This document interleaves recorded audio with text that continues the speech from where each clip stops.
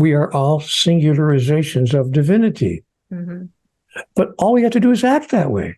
Mm-hmm. Even when people anger us, even when people slight us, even when people do not give us what we thought we were going to get from them in the trade deal that we organized, even then, in fact, I want to say, my dear, especially then, especially when the other person has let us down, that's when we have the opportunity to rise above all of that behavior from others and to step into our divinity. Now, if everyone decided to do that, the world's social, economic, political problems would end overnight.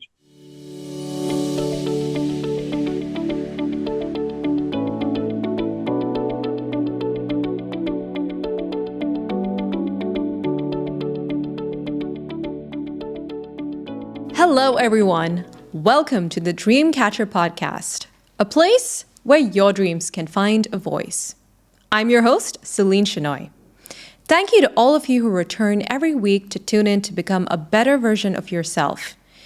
Make sure you hit subscribe if you haven't already, and rate our show if you enjoyed this episode. At this time of massive global challenge, many of us wonder, where is God in all of this? If there really is God, why is our world such a mess? And why doesn't a supreme being fix it? My guest, Neale Donald Walsch, suggests that if humanity wishes to solve its problems, we need a brand new definition of God that generates a new global ethic. He's here to tell us more about this much-needed paradigm shift. Neale Donald Walsch has written 39 books on contemporary spirituality and its practical application in everyday life, including the 9-book Conversation with God series. His titles have been translated into 37 languages. Neale presents online retreats and lecture programs for persons around the world, focused on what he calls the most important question facing humanity today. Today's discussion is centered on the themes covered in his latest book, The God Solution, which invites humanity to embrace a new global ethic based on a refined and clarified definition of God. Neale will share his wisdom on what it takes to birth a shift of spiritual paradigms around the globe to produce peace and happiness on our planet at last. Hello, Neale. How are you doing today? I'm doing wonderfully. I hope you are as well, and it's lovely to be here with you. How may I serve you? Well, first of all, I want to thank you so much for taking time out of your day to be with us today. I love your work and everything that you stand for, so I'm truly honored to have you with us. Well, it's an honor to share this time with you as well. Since both of us are individuations of divinity, I feel the honor just as you do. So thank you for the opportunity. In what way may I be of service to you? So today, I would love to talk to you about your new book, The God Solution, The Power of Pure Love, which was a delight to read, I have to say. And I would like to start a conversation, Neale, by discussing your intention in writing this book. Of course, you're renowned for the Conversation with God series. And I'm just curious to know what inspired you to write this particular book, and which specific issues do you hope to bring to light by writing this?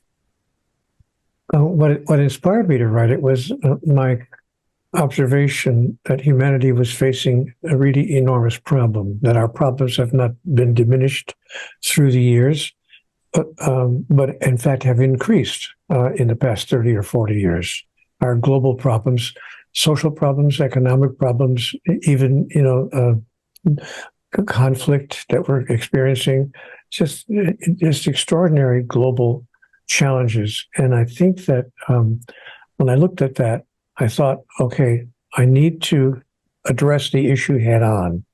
I need to talk not in terms of, not another dialogue book where there's questions and answers that go on for many, many pages, but just a really concise statement of what the issue is and how we could solve the problem that we're facing, which is why I wound up calling it the God Solution.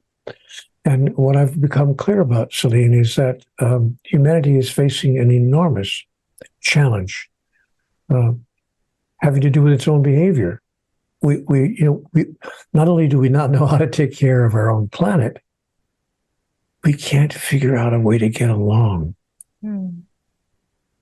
We can't even figure out a way to get along with each other. If the other person has a different political point of view from ours, a different economic status, a different nationality, a different skin color, a different religion, a different philosophy, a different sexual orientation, if there's something other than the way we are, we want nothing to do with them. But it's worse than that. Not only do we want nothing to do with them, we start attacking them verbally, and in some cases, even physically. So we haven't found a way to get along with each other on a planet that claims to be evolving, but appears to be devolving. You know, I'm an older person, Celine. I'm going to be 80 years old here in about 5 or 6 weeks. And I saw us treating each other from person to person, nationality to nationality, economic group to economic group, and so forth, better 50 years ago than I do now. When I was 25 years old, we were not saying the kinds of things we're saying to each other now, and not doing some of the things that we're doing to each other now. I don't know what's happened to us, but we now call, I don't know how it is in your country, but in the United States, we now call verbal bullying and outright insults, we call that political leadership.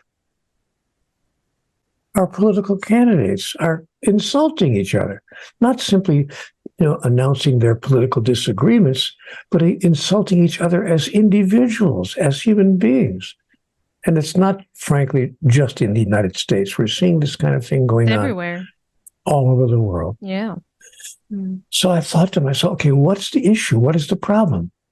And what could we do to change it? And here's you're going to be surprised by my answer. But the answer that I received when I asked that question of myself, I thought, the problem is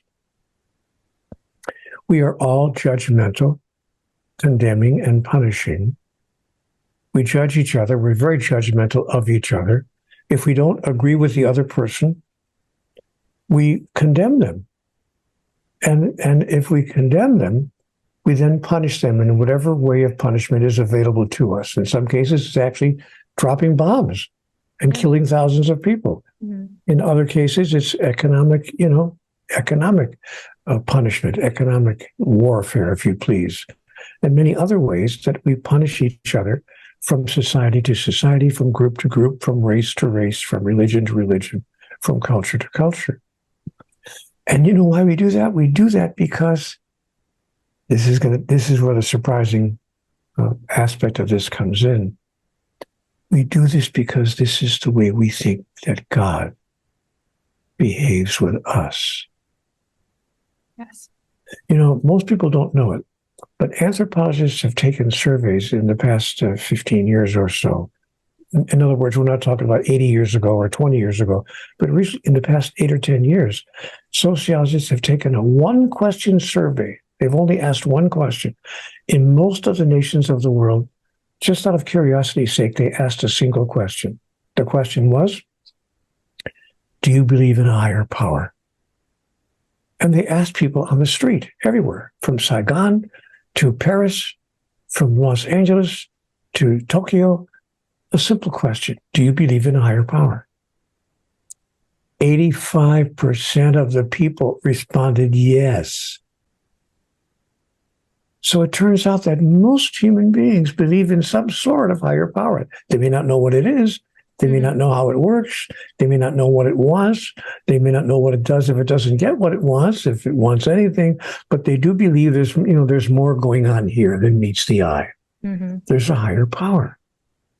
But because 85% of us believe in a higher power, what the largest number of us think about that higher power is not going to be insignificant.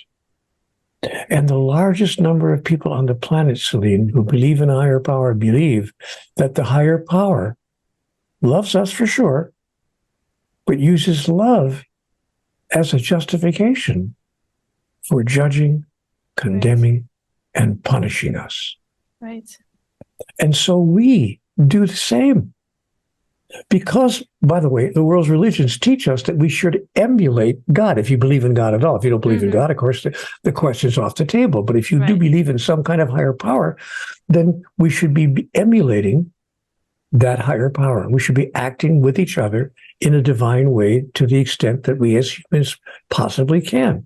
And in fact, we are.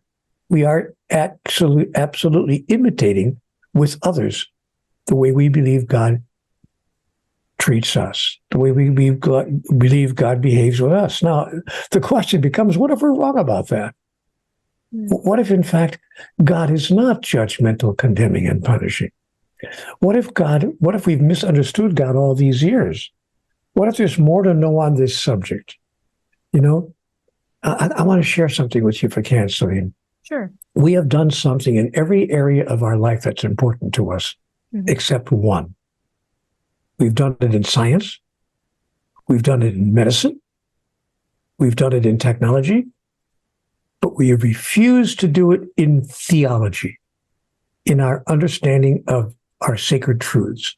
And what is it we've done in every other area? Not question God, right? Like question the prior assumption. Yeah. We have refused to question the prior assumption. We do it in science all the time. As soon as a scientist has a discovery, she begins to question of the prior assumption to make sure that she's clear about it and has it right and so forth. And we do the same thing in medicine and technology.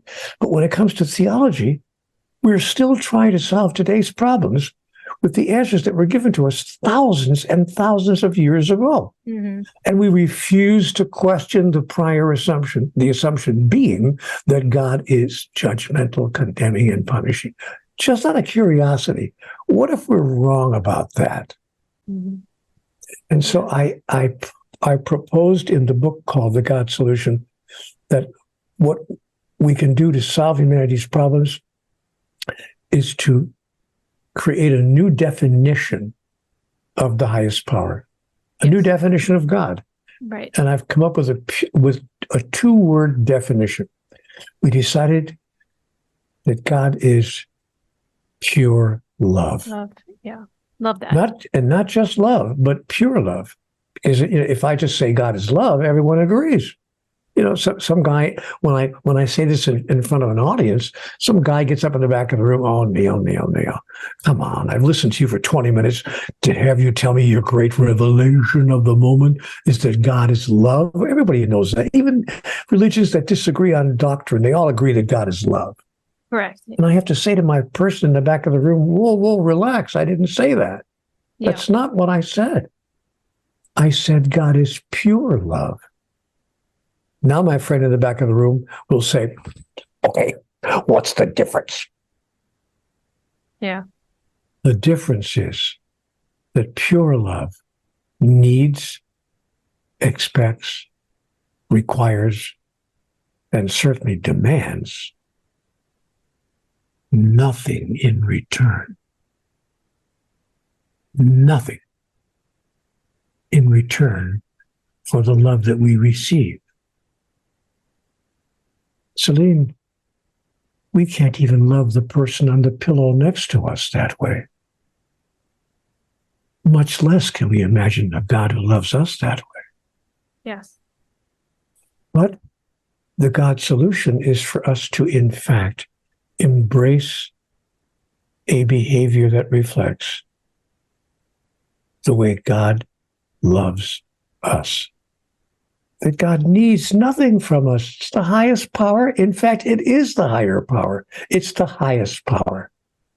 And God needs, expects, requires, demands nothing from us to be perfectly joyous and perfectly happy. Neale, could you give us an example of how pure love can manifest itself? Because we understand that in theory, but I think people would appreciate a more like a tangible example of like what pure love looks like? I know you've mentioned it in the book, but for those listening, like how does pure love express itself? And not very many people may have read the book. Yes. So we're going to make Which it they possible. should. Yeah, well, and I'm going to make it possible for anyone who wants to read the book to read it for free before this program is over.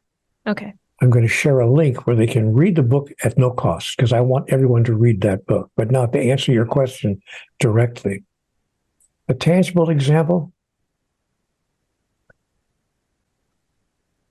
we enter into our relationships with each other. Even people who are deeply in love enter into relationships the way, how would I put it? The way nations enter into relationships with each other. We have a trade deal. We think that relationships are basically a quid pro quo or a trade deal. This for that. I'll give you this, you give me that. I'll trade you what I have to offer you. Apparently you found it attractive, or you wouldn't be in love with me. And you can trade me what you can offer me, which I have found attractive, or I wouldn't be in love with you. And I don't mean just your physical appearance, but all the things that make you a special person you are. So you give me, my portion of that, and I'll give you your portion of, what I have to offer, and we can have a wonderful relationship. And that's how people establish their relationships. I'm not making this up. I've observed this, incidentally. I'm not talking from the mountaintop. Yeah. I've observed this in myself. This is the way I experienced relationship in my 20s, 30s, 40s, and even the beginning of my 50s.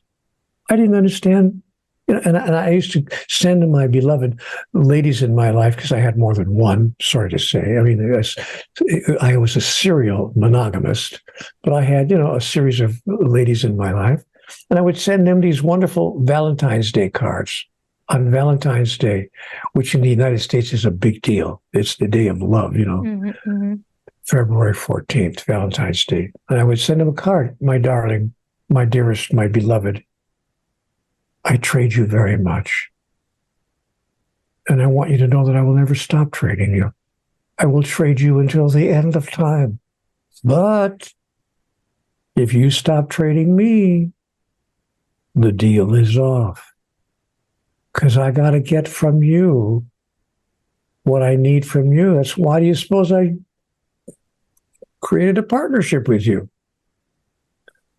And so a tangible example is that we go through life asking for, needing nothing in return. Now, you know what's interesting?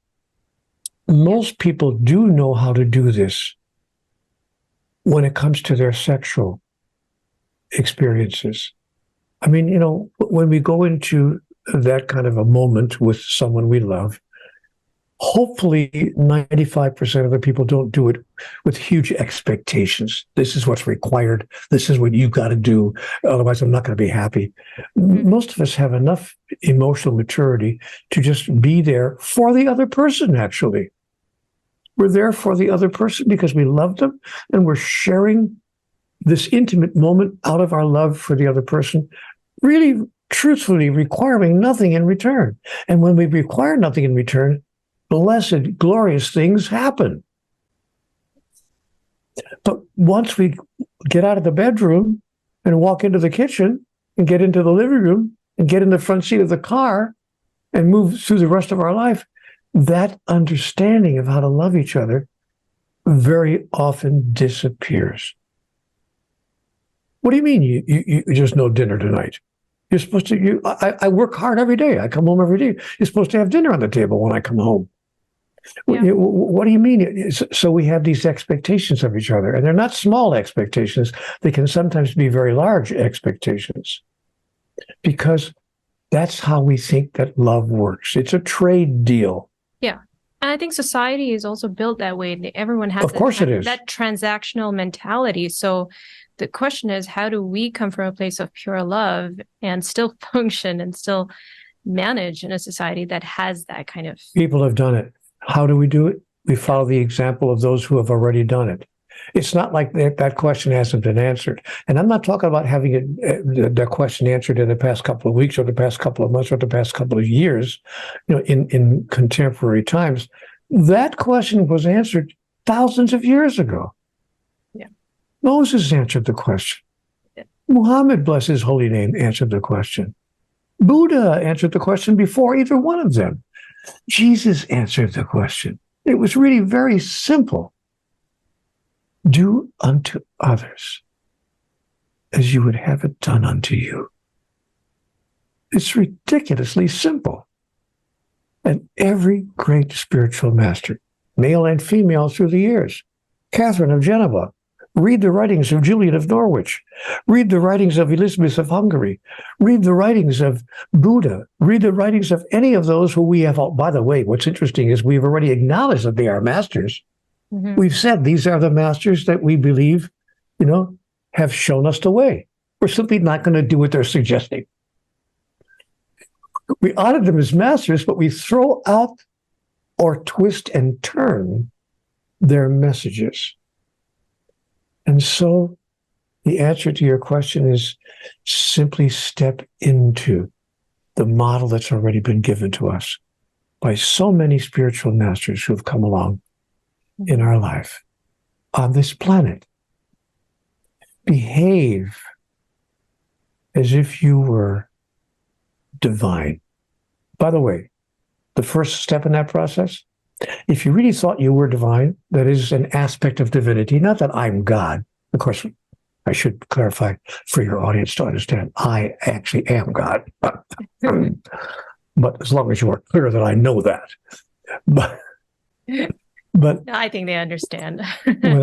when I say act as if you're God, I mean that we are all aspects. Yeah, we have the divinity within us. Yes. Yeah. We are all singularizations of divinity. Mm-hmm. But all we have to do is act that way. Mm-hmm. Even when people anger us, even when people slight us, even when people do not give us what we thought we were going to get from them in the trade deal that we organized, even then, in fact, I want to say, my dear, especially then, especially when the other person has let us down. Yes. That's when we have the opportunity to rise above all of that behavior from others and to step into our divinity. Now, if everyone decided to do that, the world's social, economic, political problems would end overnight. Now, when I talk this way, people say, oh, Neale, that's true, of course, but it's too much to expect of human beings. We can't possibly get to that level. If we could get to that level, we would, but we can't. Mm-hmm. Which is the big lie, the big misunderstandings. I want to repeat, human beings, actual people on this planet have done it. I'm not suggesting something that no one's ever done. We are aware that hundreds and hundreds of people have behaved that way through the years. Even in this present time, we know of people who are behaving in that way. The Dalai Lama could very well be one of them, just to use an example that comes to mind. And there are many other people living on the planet right now. Mm-hmm. So it's not like, well, Neale, you're asking too much of us. No. The problem is that we're not asking enough of ourselves.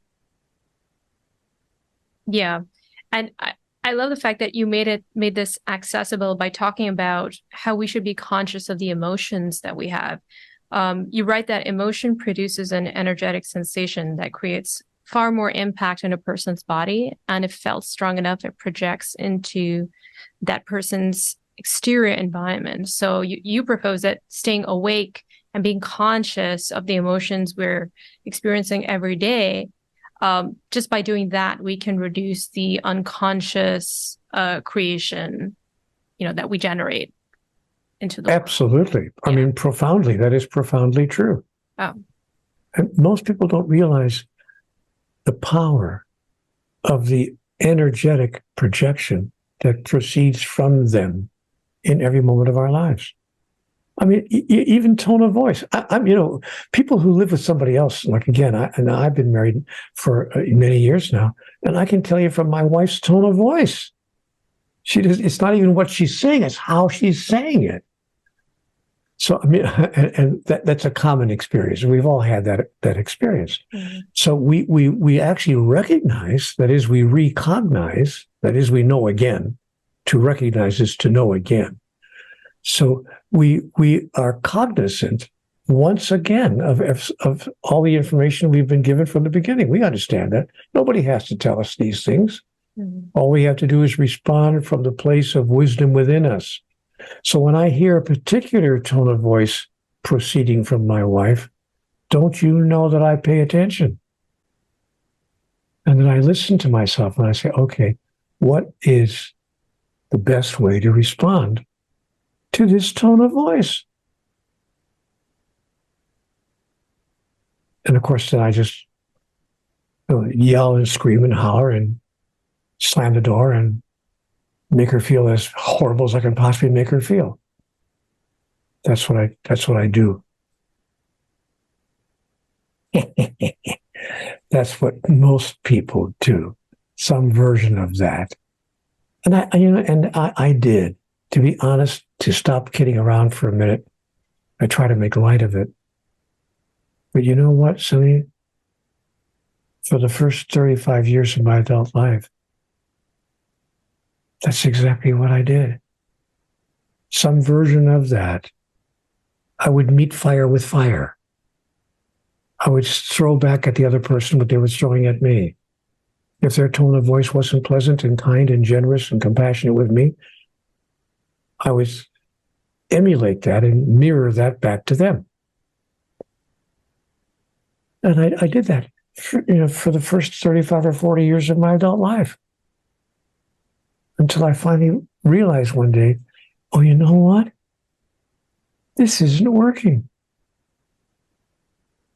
I've had a series of broken relationships in my life. I've been married more than once, as you may know. Well, actually, I've been married more than twice, as you may know. So I've been married more than 3 times. So, as you may know, I understand I've been married more than 4 times. So when we move into these discussion of wait a minute, let me just check something on my computer here. Oh, I've been married more than 5 times. Oh, wait. I've been married more than 6. You're going to compete with Elizabeth Taylor now. I've been married more than 6 times. Oh, let me see. My gosh, I've been married. I don't mean 6 or 7 girlfriends. I mean, put a ring on their finger and promise to love them forever. I've been married 7 times. I'm not bragging. I'm using myself as worst case example. But at least finally, as I approach 80, finally figured out what's going on. Because, I'm a nice person. I used to think even 35, 40, 50 years ago, I thought I was a nice person. And I am a nice person. We're all nice people. At heart, we are all good people. But we simply haven't had the courage, the strength, the power, the commitment, the dedication, the awareness, the understanding, the clarity to demonstrate who we really are. Every action, every word, every energy that comes from us, Celine, emanates or originates from either fear or love. It's quite simple. When we decide to never again say anything or do anything that comes from fear, our whole life changes virtually overnight. And if humanity as a collective decided to emulate that behavior, our human-made problems would dissolve. And that comes from that new global ethic that gets generated when you have that new definition of God that you propose. Yes, because this is the way God behaves with us. God doesn't punish us or judge us or condemn us. I often think to myself, and I ask other people who believe in God, so this is interesting. Do you believe in an eternal life. And interestingly enough, most people who believe in God do believe in some kind of eternal life. It's either going to be life of reward or punishment. But it's going to be eternal. But if we do the wrong thing, we'll be spending eternity in Hades or hell, if you please. And if we do the right thing, which is defined by God, if we do what God wants, and by the way, that changes from religion to religion. Mm-hmm.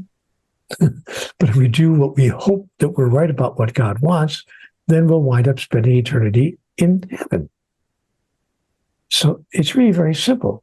It's a reward and punishment universe. But what if it's not? Because, how long are we here? Compared to eternity, how long is a lifetime? Using relative dynamics. If we compare our life to eternity, it's like punishing someone for 1,000,000 years for a mistake they made for 30 seconds. I mean, relatively speaking, is that celestial justice? Not at all. So why would any deity, much less the God that we say loves us, do something like that, even if we were exhibiting the worst behavior? Wouldn't God say, you simply didn't understand? Mm-hmm. And I'm going to give you another chance. Yeah. We're going to call it reincarnation. And we're going to let you become physical again. And again, and again, and again. Until you find a way to understand who you really are and to demonstrate that in your experience. Right. I could, of course, be wrong about all of this. I don't think so. Yeah, and I like the fact that you say that God is an empowering figure versus someone who punishes us and judges us. I mean, that is such a shift, a big shift. Yes, and shift happens. I keep telling people wherever I go, yes. Hey, guys, you got to understand. It's refreshing because shift happens. Yes. Yeah, because a lot of people are, especially younger generations, they are feeling jaded and skeptical when it comes to all things religion. And how can you blame them for feeling skeptical? Yeah, because when they realize, dogma. Well, and when they realize what religion has done to us. Right. By the way, not many people know that there are right now today 4,226 religions being practiced on the face of the earth. I didn't make that number up. Go to Google and just type in the question: how many religions are there on the earth? Not how many religions have there been from the beginning of time being practiced right now. Oh, does that include 4,200 religions? Like indigenous religions and yes, shamanism? Yeah, faith traditions. Faith traditions. Faith traditions, okay. Yeah, absolutely. 4,000 faith traditions being practiced on the planet right now. So this is not an unimportant topic, not an unimportant thing to understand, because everyone is behaving according to the way their beliefs tell them they should behave. That's why I see bumper stickers more often than I ever did before. Bumper stickers that say, God, save me from your people.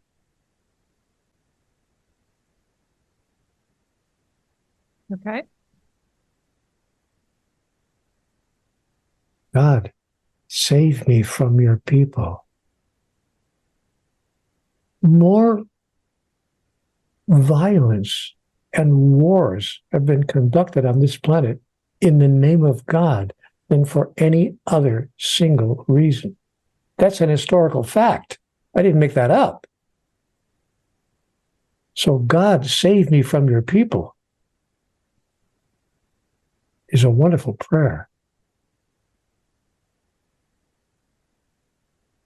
Until we can begin to understand who we really are, and here's the key, Selena, who we really are in relationship with each other.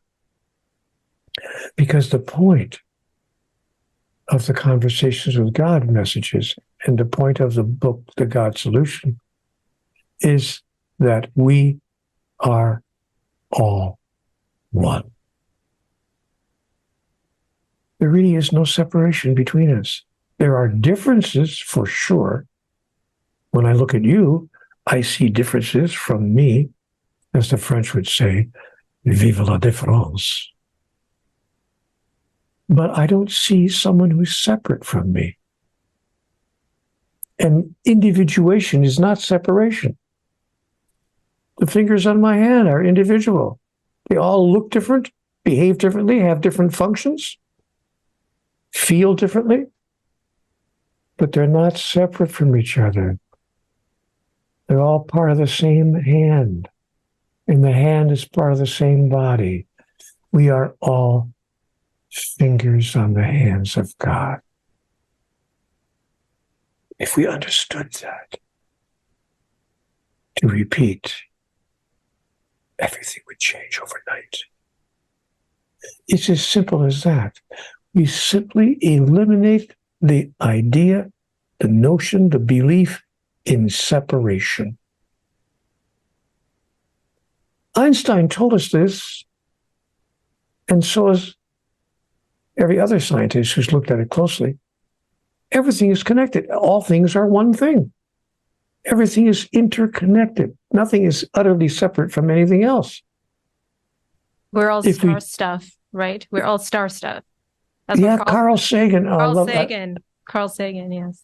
Yeah, I love Carl Sagan's words. Yeah, He's so clear. Mm-hmm. He's so clear. So we're all the same stuff. And now if I treat you the way I want to be treated, the differences between us would not create conflict. Contrast does not have to create conflict. Differences do not have to create divisions. You know, these are the kinds of things we tell our children when they're 3, 5, and 8 years old in school. We try to teach them this. Mm. But even the 8-year-olds are smart enough to look at the behaviors of the adults who are telling them this. Yeah. And they got to be thinking somewhere in their mind, well, if you want me to act that way, why don't you? Good question. But there is a growing number of people who are now coming not only to understand what is being said, but to commit themselves to applying what's being said in their lives. Thanks, frankly, not to throw roses at you, but to let you know, thanks to people like you. Because you're doing that with this kind of a podcast. You're what I call an idea hero. You know, there are a lot of people who will not agree with very much of what we've been saying here on this program today. But that doesn't seem to bother you because you've decided to be an idea hero. You know, Galileo is my wonderful example of an idea hero. He had the temerity to suggest in 1618 that the earth revolved around the sun. When the church taught, no, the sun revolves around the earth. The earth is the center of the universe. God created humanity and its home as the center of all existence. That's how special we are. This was the teaching of the church, and they condemned Galileo and put him under house arrest for the rest of his life because he dared to suggest that the earth actually revolved around the sun based on his scientific calculations. But he had to be an idea hero to even say such a thing. Now, it's true that the church, the Catholic Church, apologized for the mistake they made with Galileo. 350 years later. 350 years later, the Catholic Church apologized and removed its condemnation of Galileo and suggested that he may have gone home to heaven after all, because it turned out he was RIGHT. But it takes an idea hero to speak truth. So true. When no one wants to hear it. Yeah. And we still, unfortunately, have some remnants of that self-centeredness. I mean, it's still Some there. remnants. Oh my God. Yeah. I mean, it's just taken a different form now, with social media and things like that. I think that's really fueling the ego and the self-centeredness. And I think we do need more idea heroes. And, books like yours really deal with that, So yeah, I mean, I also want to thank you for continuing to bring this message out there, because we really need it, especially the younger generations. Well, thank God for you, Celine, as I said a minute ago, for being an idea hero and being willing to say, you know what, I'm going to put this kind of stuff out there. Yeah. Whether people agree with me, even knowing ahead of time that many people may not agree with what you're placing into the world. Good job. Nice work. Well, thank you. I'm inspired by spiritual leaders like you. I don't consider myself, thank you, to be a spiritual leader, but I will give myself the title of... You are, Neale. You're a leader, that's for sure. Yeah, I would call myself a messenger. I brought a message. Okay. Yeah. Okay, great. Well, Neale, thank you so much for sharing your wisdom, your love, and your profound insights with us today. As I said, it's much needed in the world right now. I hope it reaches as many people as possible. And I just want to let everyone know, for those who are listening, I mean, there's just so much to unpack in this book, and I encourage you to get a copy of it so that you can soak it all in. I promised Neale, I would tell them. yes, I was going to say the link for the book. If you would like to receive a copy of this book in manuscript form, the author's manuscript, not a hard copy, not a physical copy, but if you'd like to read it on your computer, I'll send you my author's manuscript at no cost whatsoever. Just send me a request. Just say, Neale, please send me a copy of The God Solution. And I'll actually send you two books, The God Solution and The Essential Path, the two latest writings that have emerged from my mind. And you send your request to Neale at nealedonaldwalsh.com. Now, the internet is unforgiving. One letter out of place. I will add the link. I will add the link to the description. So it's got to be spelled exactly the way my name is on the cover of the books. But if you send me a note, Neale at nealedonaldwalsh.com, please send me the book you talked about on Celine's podcast, and I'll send it right back to you. It'll be on your computer, lickety-split. Perfect. Thank you, Neale. That's so generous of you.